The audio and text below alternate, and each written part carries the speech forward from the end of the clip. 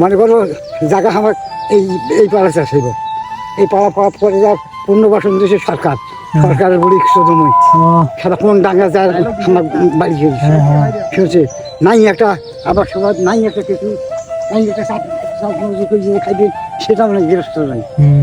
হ্যাঁ কি করে খাইবে সেটা ঠিক আছে। বাড়ি কোথায় আসবে?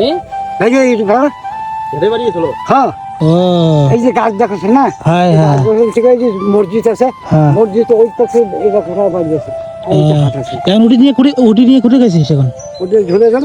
ও 7 লাখ টাকা খালি দিছে, এ অন্যায় করে ফেলেছিস তোর সাথে।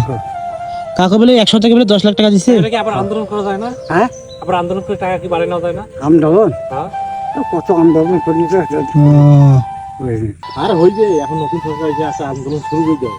ইউনিট সরকার আন্দোলন আমলে একটা আন্দোলন করি, এত মানে ক্ষতিগ্রস্ত